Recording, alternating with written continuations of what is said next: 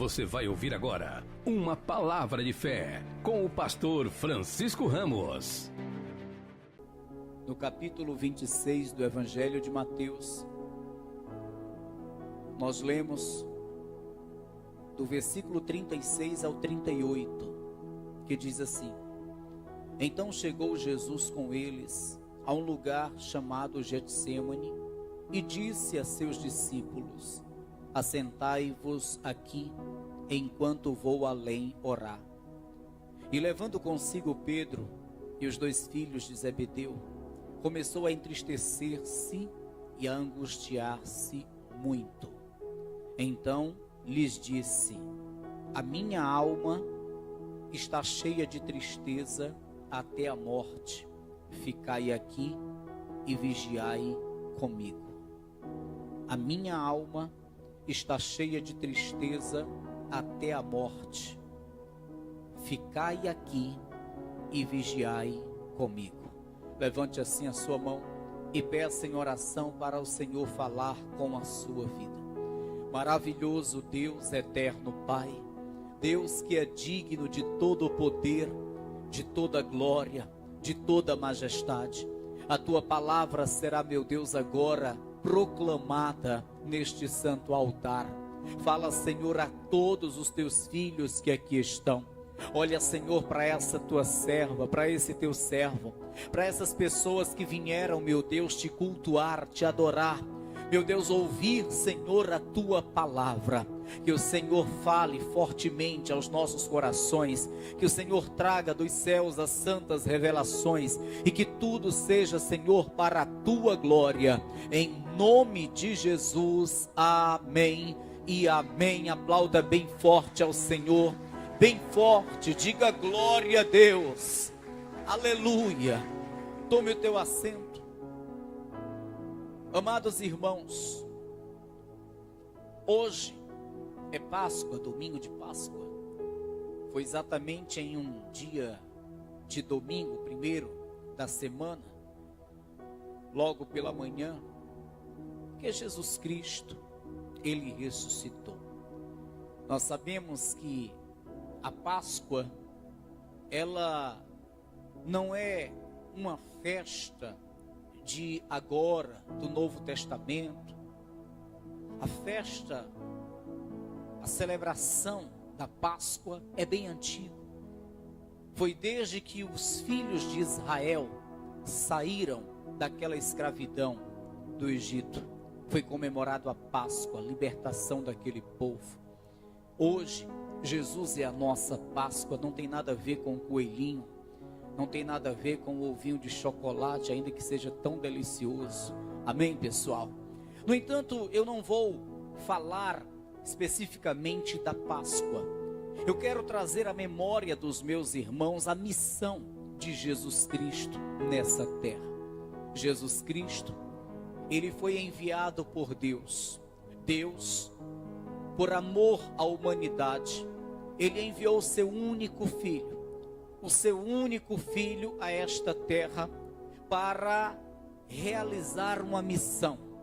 E a missão era tão somente salvar a humanidade.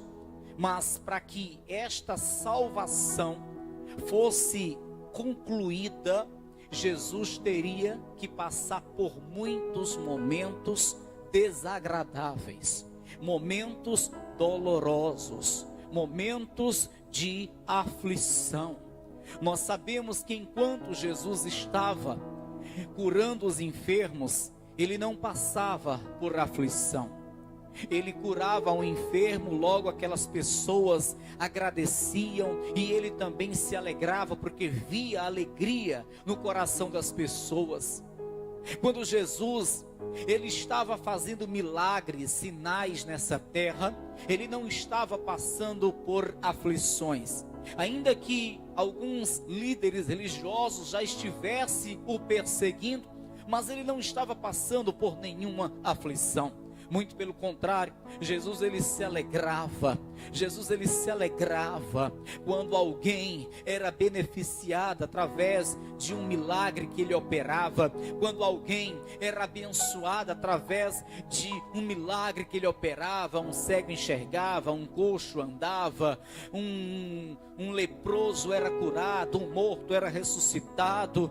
Sabe, naquela festa onde faltava o vinho e as pessoas ficaram preocupadas porque o vinho faltava, Jesus ia lá, transformava a água em vinho. Então Jesus ele se alegrava com tudo isso.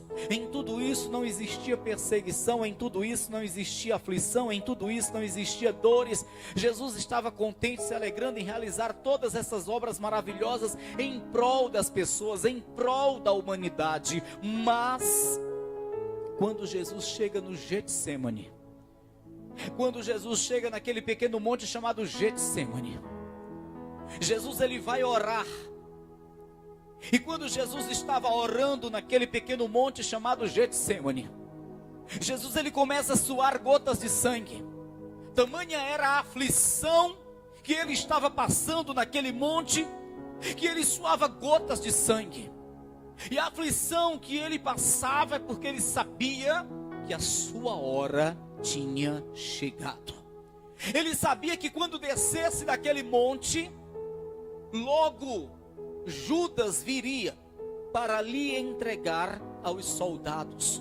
Judas iria traí-lo com um beijo na face, dando o sinal para que os soldados o prendessem.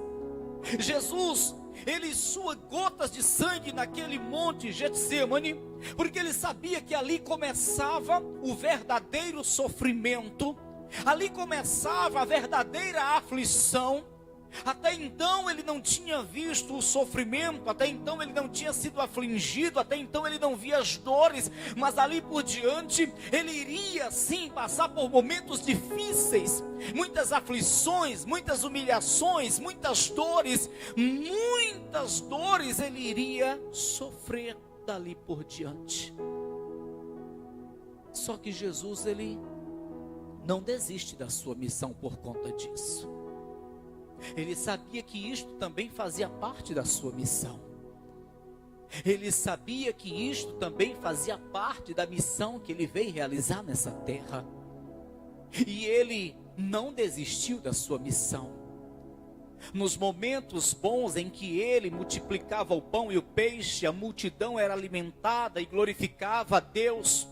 Nos momentos bons em que ele curava o paralítico e todos viam e começavam a glorificar a Deus, nos momentos bons em que ele fazia milagres e as pessoas se alegravam e glorificavam a Deus, naqueles momentos ele esteve feliz, contente, alegre e não sentia dores, ele não via sofrimento. Mas aqui tudo vai começar, mas de uma forma diferente. Aqui é uma outra etapa da sua missão, e agora aqui é o momento das dores, é o momento das aflições, é o momento de muitas aflições, mas ele não desiste da sua missão. Eu quero dizer com isso, meus amados irmãos, que nós também temos uma missão, e nós não podemos abrir mão dela, não podemos desistir. Ei, no momento em que tudo está bom, no momento em que nós estamos dando glória a Deus, contando testemunhos, nós achamos bom e ficamos firmes, mas nos momentos que vierem as adversidades, as perseguições e aflições,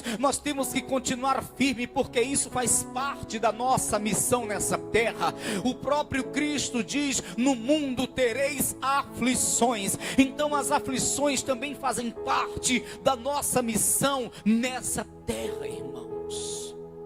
Jesus naquele momento poderia ter dito: Pai, acaba por aqui, já fiz o que tinha de fazer, tá bom demais, me leva de volta para a glória, não precisa eu passar por todo esse sofrimento que me aguarda. Judas está lá embaixo com os soldados para me trair.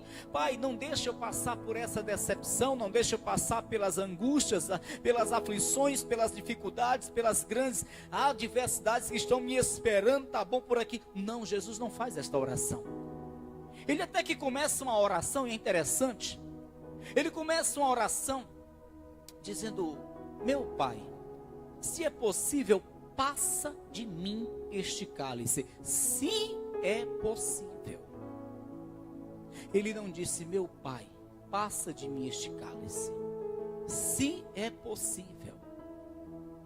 Só que logo em seguida ele diz, mas que não seja feito a minha vontade, mas a tua. No versículo 39 diz, e indo um pouco adiante, prostrou-se sobre o seu rosto, orando e dizendo, meu pai, se é possível, passa de mim este cálice, todavia não seja como eu quero, mas como tu queres. Não como eu quero, mas como tu queres. Se é possível, passa de mim, mas não seja o que eu quero, mas o que tu queres. E o que Deus queria era que ele fosse adiante na sua missão, era que ele concluísse a sua missão, porque não haveria salvação para nós se Jesus desistisse da sua missão. Não haveria salvação para mim e para você se Jesus ele não concluísse a sua missão. Ele tinha que ir até o fim. Ele tinha que ir até o fim na sua missão. Ele tinha que fazer por completo. Agora, ele teria que descer daquele monte sabendo que ia ser traído. Você já passou por essa experiência? Saber que vai ser traído e nada fazer, só esperar? Hein? Eu acho que não é bom isso. Isso é doloroso. A pessoa saber que vai ser traído e nada faz, só espera. Quem já passou por isso? Eu já passei por isso. É doloroso.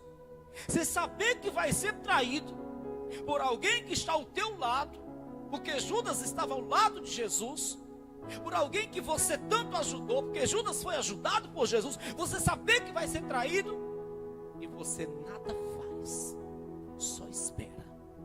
Jesus desceu do monte sabendo que ia ser traído, sabendo que Judas ia se aproximar dele, ia entregá-lo aos soldados. E foi isso que aconteceu. Porque quando Jesus desce daquele pequeno monte, Judas vai entregá-lo aos soldados. E depois disso, todos os discípulos correm, fogem.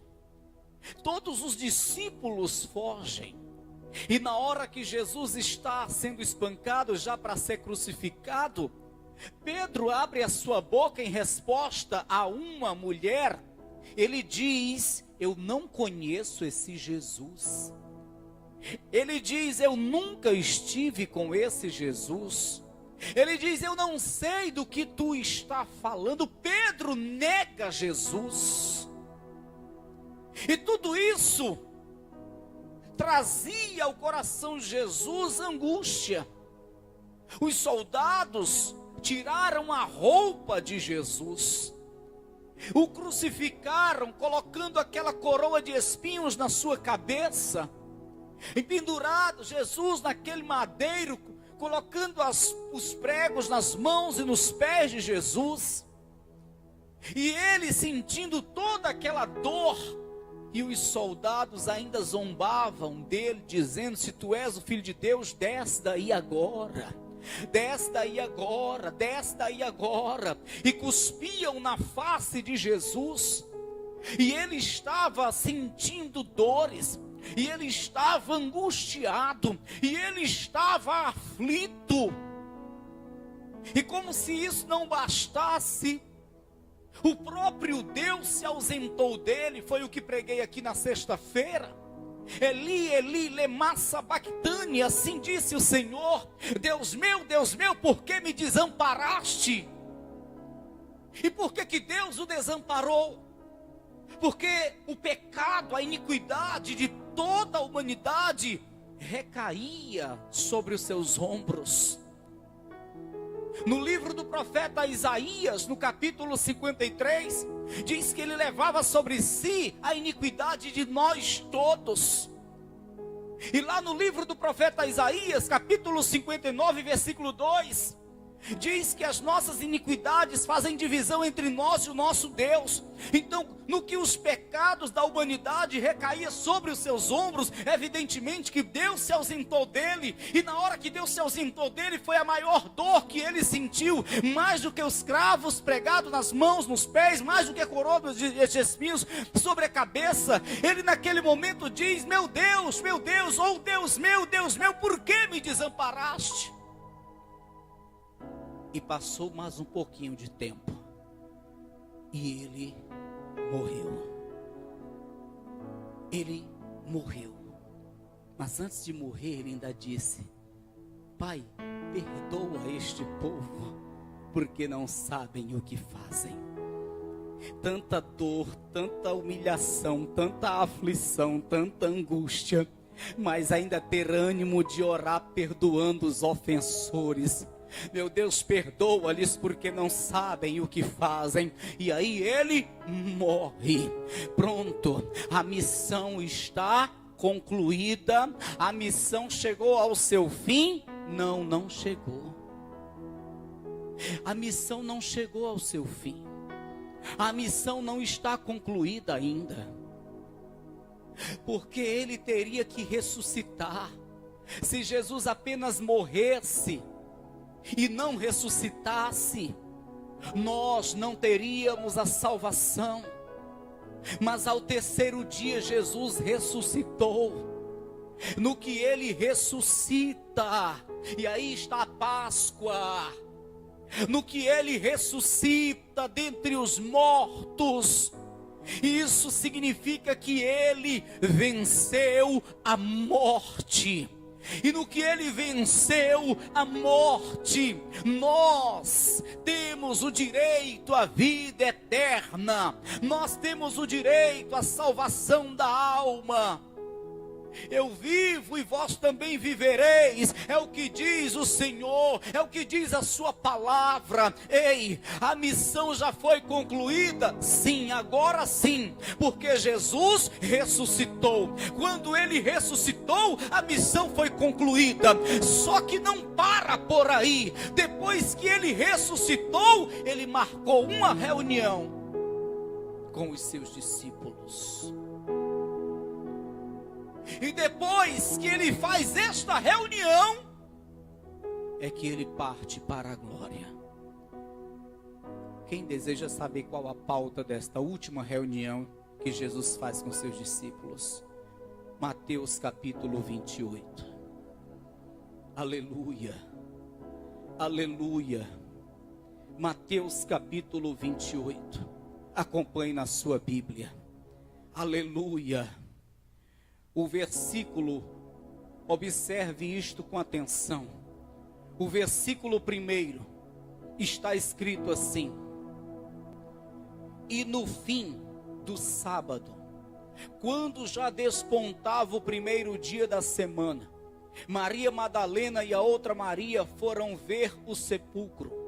E eis que houvera um grande terremoto, porque um anjo do Senhor descendo do céu chegou, removendo a pedra, pôs-se sobre ela.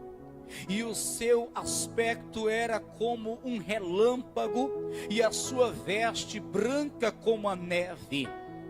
E os guardas, com medo dele, ficaram muito assombrados e como mortos.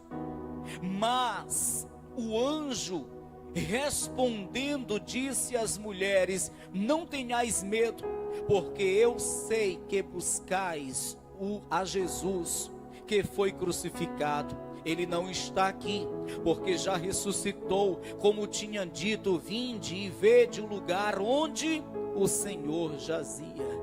Elas entram, observam, vê que Jesus não está ali, o corpo não está ali. O anjo disse que ele havia ressuscitado, e elas comprovam isso. E em seguida elas saem dali apressadamente para avisar para os discípulos, mas o Senhor se encontra com elas no caminho. E o Senhor se encontra com elas no caminho para dizer: eu quero que vocês marquem uma reunião com os discípulos. diga para todos que se reúnam em um lugar na Galileia, lá eu vou aparecer para todos, porque eu tenho algo a falar, eu tenho uma reunião, a última reunião a fazer, e logo irei subir para a glória. No versículo 9 está escrito: e indo elas, eis que Jesus lhes saiu ao encontro, dizendo: eu vos saúdo. E elas, chegando, abraçaram os seus pés e o adoraram. Então Jesus disse-lhes: não temais, ide dizer a meus irmãos que vão a Galileia e lá me verão. Todos os discípulos foram para a Galileia. Todos, inclusive elas, também foram para a Galileia. E lá, Jesus, ele compareceu diante dos discípulos. E Jesus faz a última reunião. E esta reunião não é apenas para dar um abracinho, tchau, até logo mais. Não, essa reunião foi para falar de algo extremamente importante. E eu compartilho com você versículos 16. Porque esta reunião, a pauta desta reunião que Jesus teve com os discípulos, isso é importante para a nossa vida e diz respeito à nossa vida hoje. No versículo 16 está escrito: e os 11 discípulos partiram para a Galileia, para o monte que Jesus lhes tinha designado. E quando o viram, o adoraram, mas alguns duvidaram. E chegando-se Jesus, falou-lhes dizendo: é-me dado todo o poder no céu e na terra. Portanto, ide, ensinai todas as nações, batizando-as em nome do Pai, do Filho e do Espírito Santo, ensinando-as a guardar todas as coisas que eu vos tenho mandado, e eis que eu estou convosco todos os dias até a consumação do século. Amém. Reunião encerrada, Jesus volta para a glória. Reunião encerrada, Jesus volta para a glória. E a pauta desta reunião é o ide do Senhor.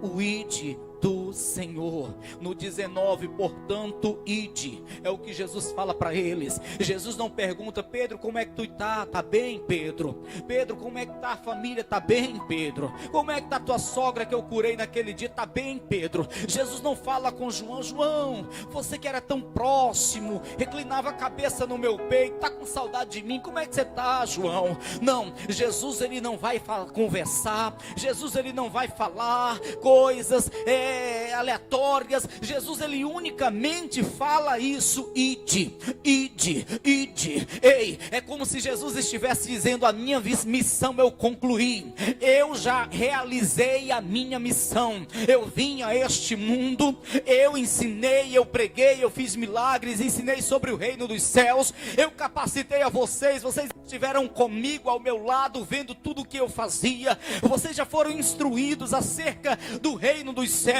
Agora vocês têm uma missão a fazer. A minha foi feita e agora eu subo para o Pai, mas vocês têm uma missão agora a fazer, a executar. Esta missão é o ide do Senhor. Ide, ide, fazei discípulos, ide, ensinai as pessoas, ide, falem acerca do reino dos céus, ide, pregai a todas as pessoas. Ei, essa missão diz respeito a nós.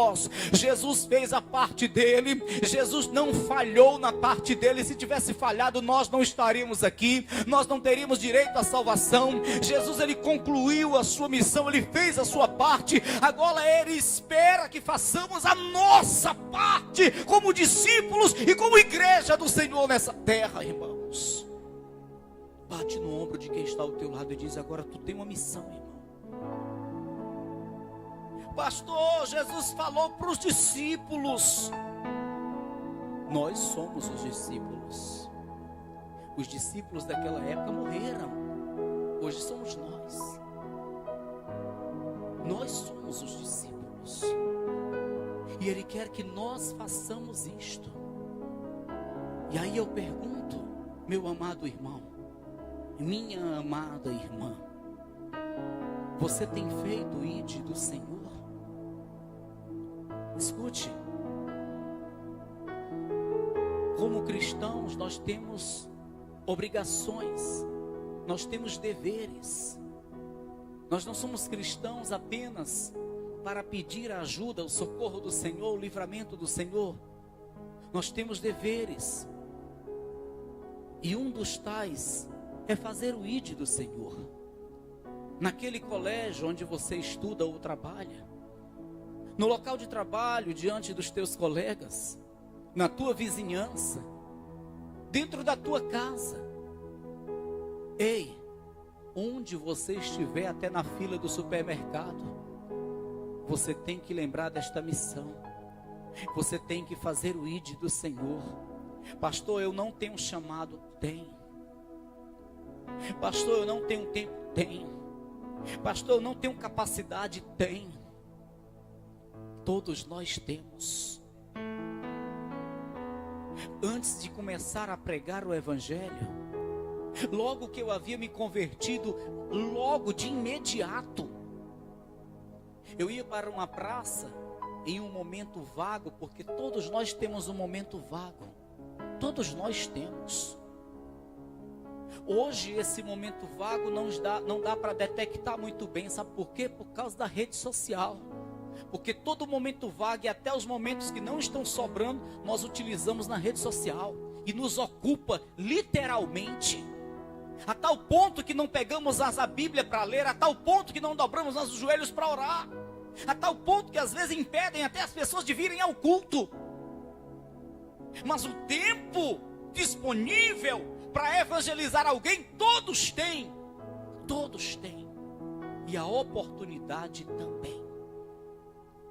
Eu ia para uma praça e eu me assentava ao lado de alguém. E eu chegava devagarinho dizendo: tudo bem, boa tarde. Você conhece a palavra de Deus? Jesus, Ele te ama. Eu não estou aqui por acaso. Eu vim aqui só para dizer que Jesus, Ele ama a sua vida e Ele pode mudar a tua história. Jesus, Ele ama a tua vida, e ainda que muitos tenham te decepcionado e muitos tenham te abandonado, Jesus nunca te abandonou, nem tampouco te decepcionou. Irmãos, eu cansei de ver em poucos minutos pessoas chorando. Sabe por quê? Porque as pessoas estavam sedentas de Deus. Sedentas de Deus. Confesso para você que eu não sabia nem ler. Eu tinha acabado de me converter. Eu não tinha estudo, eu não sabia nem ler. Eu não sabia nem me expressar corretamente. Só que quando eu abria a boca, saíam palavras da minha boca que até eu ficava admirado. Eu sei muito bem por que é. Hoje eu entendo por que é. E eu vou dizer para você o seguinte: quando você se assenta com uma pessoa para falar sobre político, está só você e aquela pessoa. Quando você se assenta com uma pessoa para falar de futebol ou de esporte, está só você e aquela pessoa. Mas quando você se assenta com uma pessoa para falar de Cristo, está você, aquela pessoa e o Espírito Santo. E é Ele que fala pela tua boca. É Ele que coloca a palavra certa e no momento certo na tua boca. É Ele que te dá sabedoria para você se expressar. Você pode sentar diante de um desembargador.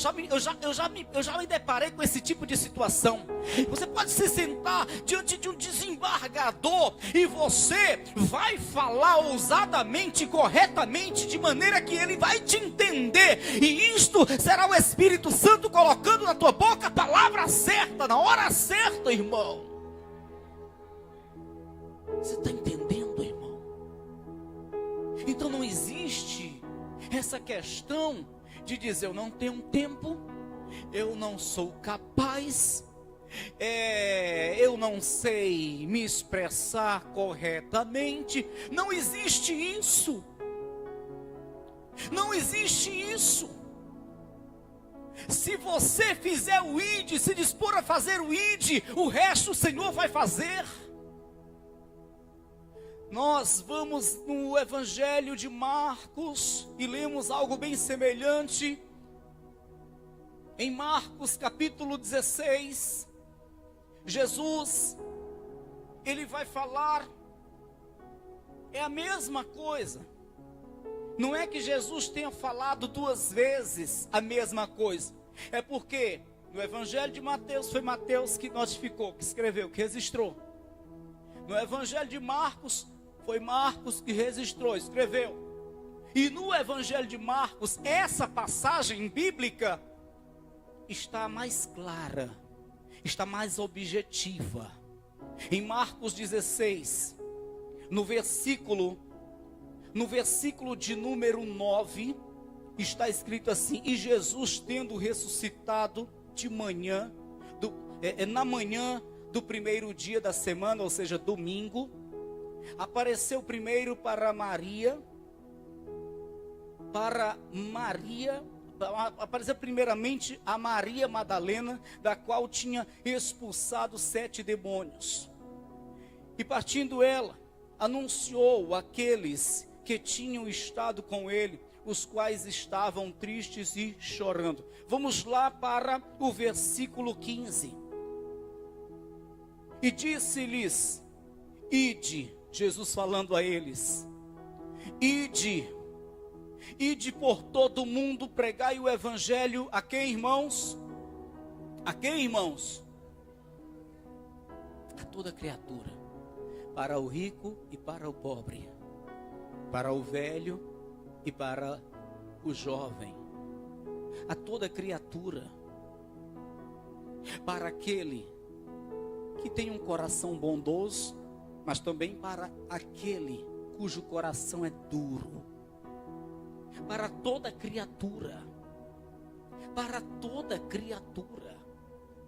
Jesus está dizendo: ide por todo mundo, pregai o evangelho a toda criatura. Naquele momento, naquela ocasião, falava ele aos discípulos, mas essa palavra se estende para nós hoje. Hoje nós somos os discípulos. E ele diz no versículo 16: quem crê e for batizado será salvo, mas quem não crê será condenado. Você não vai salvar, porque esse poder de salvar não está em tuas mãos, não está contigo. Você vai pregar sobre a salvação. Se o coração se quebrantar, crer, essa pessoa será salva. Mas se o coração continuar endurecido, ela será condenada. Mas a tua parte tu fez. Mas a tua parte tu fez. Amém, pessoal? Então não vamos dizer que ele, não vou não, porque ele não vai aceitar. Como é que tu sabe que ele não vai aceitar se tu não for? Como é que tu sabe o sábado?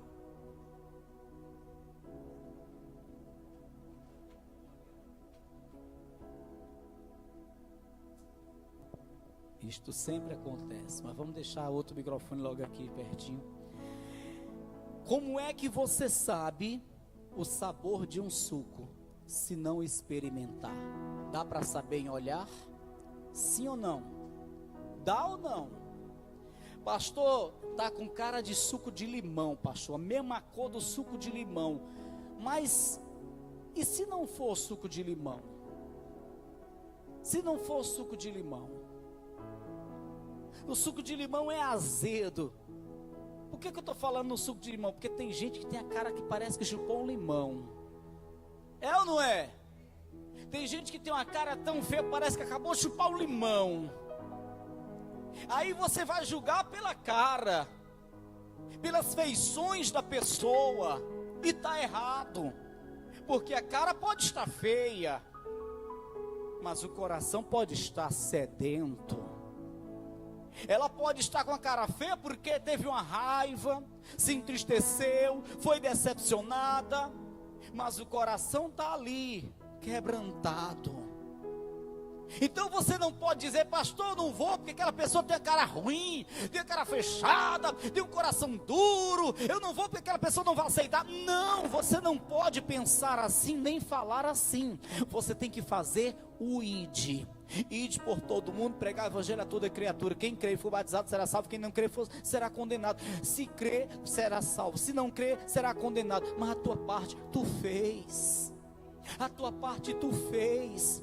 Vai aquela pessoa, evangeliza, fala de Cristo para ela. Vai aquela pessoa, faz a tua parte. Não deixe de fazer a tua missão. Não seja omisso, faça a sua parte. Jesus fez a dele. Jesus, ele fez a dele e concluiu. Ele sentiu dores, ele foi rejeitado, sofreu a solidão, foi humilhado, foi maltratado, mas ele concluiu. Ele foi fiel na sua missão. Agora nós temos que fazer a nossa. Não seja omisso, não deixe de ir fazer o ID, não deixe de falar de Cristo para aquela pessoa. O colega de trabalho, eu volto a falar nele. É aquele amigo de escola, eu volto a falar nisso. É aquele parente, é aquele vizinho. Ei, não importa quem seja, não importa se ela tem a cara fechada ou não, faça o ID. Chega para ela dizendo: Jesus te ama. Jesus, ele pode mudar a tua história. Não sei como você está, mas Jesus te ama e ele me manda aqui para dizer que ele te ama. E ele está apenas esperando a atitude tua. Ele está de braços abertos e ele diz para ti: vinde a mim todos os que estáis cansados e sobrecarregados, eu vos aliviarei. Ei, nós temos inúmeras palavras, nós temos, e se nos faltar na hora, fica tranquilo, o Espírito Santo vai trazer ao teu coração, o Espírito Santo vai trazer à tua boca as palavras ideais para você transmitir para aquela pessoa naquela ocasião. Faz o ID, faz o ID, faz o ID, faz a tua parte, faz a tua missão. O Senhor irá cooperar contigo se você realmente estiver disposto a fazer a tua parte nessa terra. E por que eu digo que o Senhor, ele vai cooperar contigo? Porque a sua palavra diz em Marcos 16, no versículo 16, ele fala: quem crê e for batizado será salvo, quem não crê será condenado. E no 17, ele diz assim, ó: e estes sinais seguirão aos que crerem. Em meu nome expulsarão demônios, falarão novas línguas, pegarão nas serpentes, e se beberem alguma coisa mortífera não lhes fará dano algum, e imporão as mãos sobre os enfermos e os curarão. E os curarão. Então Jesus está garantindo para eles, que se for necessário eles vão orar e os enfermos vão ser curados. Se for necessário eles vão orar, os demônios serão expulsos. Jesus está garantindo para eles que estará com eles para cooperar com eles. Amém, pessoal? E no versículo 19 e 20, já vamos encerrar, está escrito: ora, o Senhor, depois de lhes ter falado, foi recebido no céu e assentou-se à direita de Deus. Você vê que depois da ressurreição de Jesus, o único assunto de Jesus com os discípulos foi esse: é o ID. A pauta da reunião final que Jesus teve com os discípulos é somente o ID do Senhor. Versículo 20: e eles, tendo partido, pregaram por todas as partes, cooperando com eles o Senhor e confirmando a palavra com os sinais que se seguiram. Amém. Quantos querem que o Senhor coopere com você? Quantos querem que o Senhor use a sua vida? Quantos querem ser instrumentos das mãos de Deus? Então, esteja sempre pronto a falar de Cristo para alguém. Amém? Esteja sempre pronto a falar de Cristo para alguém. E eu vou dizer um pouco mais e já vamos encerrar. Para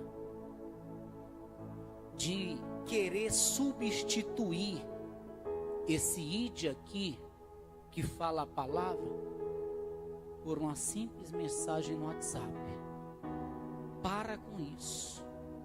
Estou fazendo isso, pastor. Me mandaram uma mensagem tão linda, eu nem li completa, eu já passei para frente. Para com isso. Você tem que falar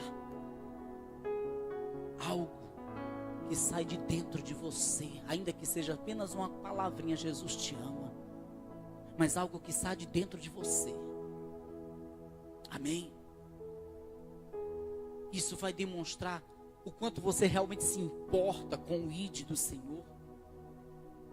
Isso vai demonstrar o quanto você realmente deseja ser usado pelo Senhor. Mandaram a mensagem para mim, escolhi, passei para frente, pastor. Não, ora a Deus. Manda mensagem, mas digita. Não faz uma coisa aleatória. Saiba para quem vai mandar. Digita. Ou vai presencialmente, fala. Olha dentro do olho que o negócio é diferente. É diferente alguém conversar com você olhando para dentro dos teus olhos do que por uma mensagem. Sabe aquele negócio lá, eu tenho um assunto para falar contigo, mas esse assunto não tem que ser por celular, tem que ser pessoalmente. Sabe quando é que isso acontece? Quando o assunto é importante. E o ID do Senhor, a palavra do Senhor, o evangelismo é importante. Amém, pessoal? Diga, eu vou fazer o ID. Diga, eu vou fazer a minha missão, porque Jesus já fez a dele. Amém? Se coloca de pé em nome de Jesus.